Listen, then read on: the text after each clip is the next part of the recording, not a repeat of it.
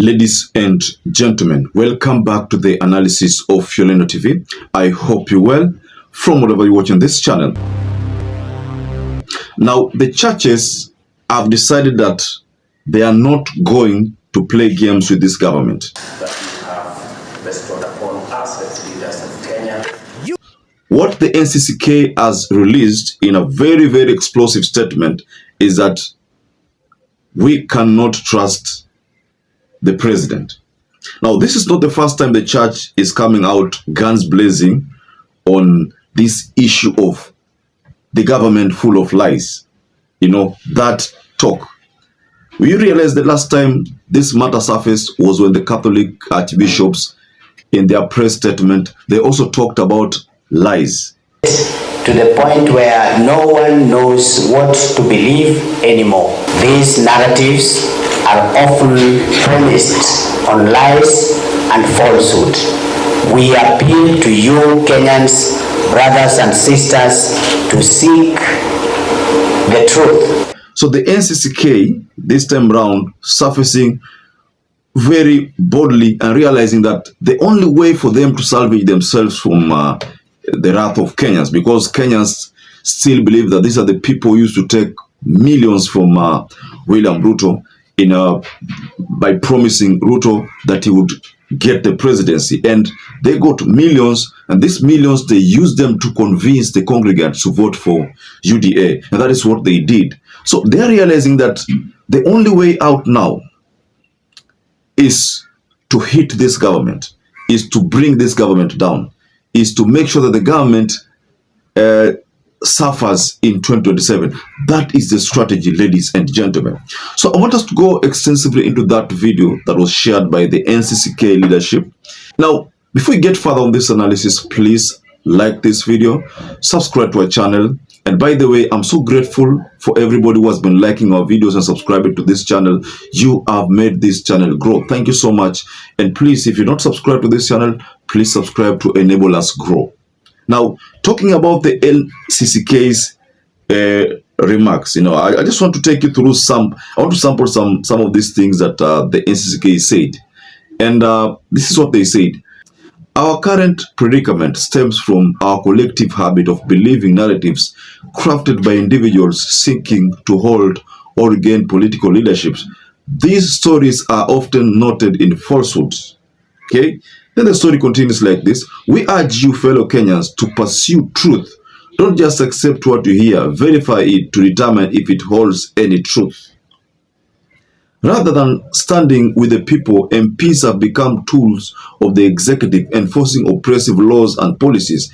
This situation is unsustainable. That is what that is some of the statement, the part of the statement that was jointly delivered by the NCCK leadership. Now, the big question here, ladies and gentlemen, is who is to blame? Should we blame Kenyans or should we blame the leadership of NCCK? Personally, I want to blame the NCCK for this mess. They are talking about don't believe, you know, we urge Kenyans to pursue truth. Don't just accept what you hear. You know, if you look at the run-up to the general election, how the churches used to receive massive donations from this government. I mean, when they were still campaigning, the William RUTO's team, there were a lot of donations which were channeled to the NCCK leadership. Ati mtu anaweza kusimama Kenya hii, karne hii, ati kusema ati BBI itatumika ati kuzuia matoleo kanisani. Shetani ashindwe. I don't know, there was a promise of something like Jerusalem, a Kenya like that appears like Jerusalem. That was the move, ladies and gentlemen. So they are realizing that that is not working. And also they are realizing that they're losing favor with Kenyans who look at the churches as avenues for propagating this kind of lies. You've realized that lately, like you see the past 2 months, ever since Rigathi Gachagua was ousted, these leaders, the Kenya Kwanza leaders have been using the church to, you know, to again campaign. What we see them doing is basically campaigning. But the church is coming out clear and say that that should stop. It should stop. But this is not the first time they are talking about this matter. They had talked about it previously. that they didn't want leadership of the country to use pulpit to, to promote their own agenda, what they term as promotional agenda. So I wanted to pay a very keen attention to this video from the NCCK. Just watch this video.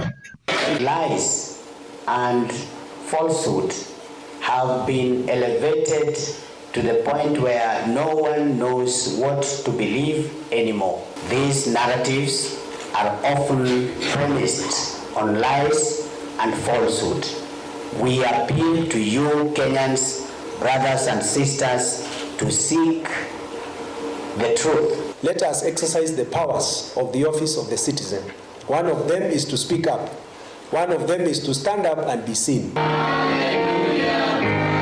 We ask pastors wherever they are to speak boldly and to preach freely and to prophesy when God has placed a message on them. All persons are free to attend worship services and give their offerings, but we will not allow the sacred religious practice to be used for self-promotion and self-marketing. Now, very well.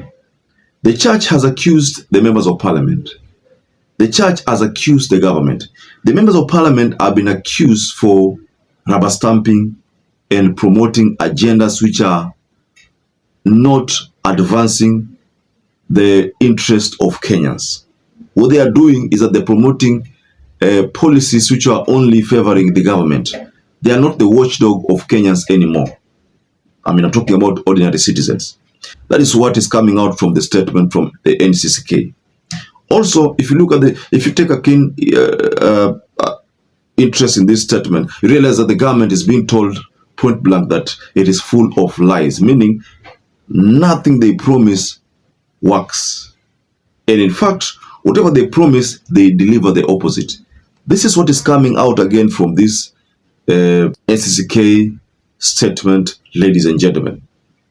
Now, talking about selfish ideas, I listened to a statement from Junet Mohammed. I mean, Junet Mohammed has literally forgotten about the agenda they used to push.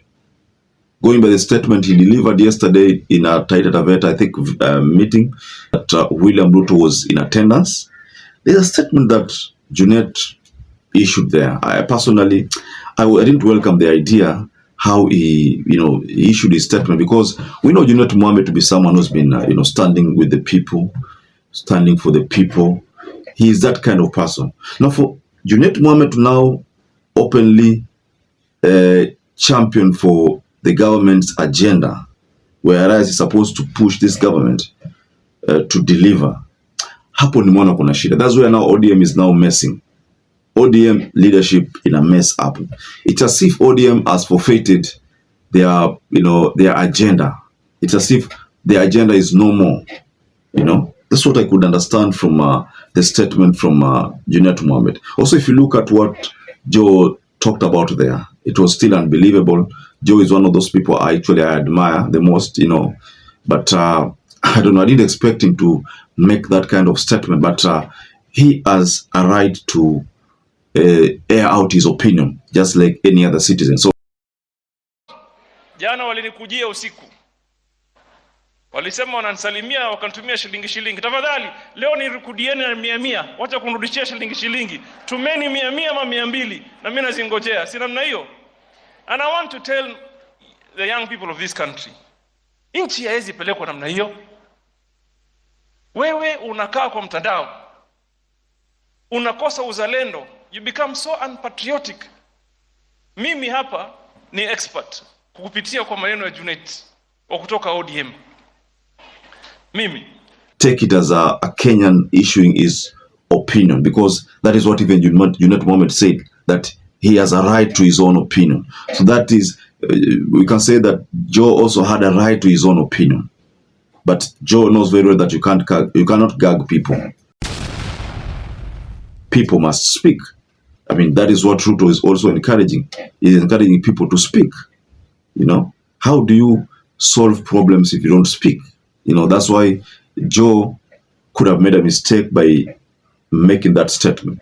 So, ladies and gentlemen, I'd like to wind up there. But this statement coming from the NCCK, generally, I want to blame the NCCK leadership, because they are the ones who campaigned for this government. Now they are saying that people should not succumb to lies. People should not listen to lies, whereas they listened to lies and, received donations in millions, which could not be substantiated. They did that. Now they are trying to vindicate themselves from that mess, because the Catholic has already put this matter out there, that they don't want to be part and parcel of millions which are being donated in churches. So, ladies and gentlemen, perhaps if you watch this video and you've not subscribed, take 1 second and subscribe, like this video. Until you catch up again, stay safe and stay blessed.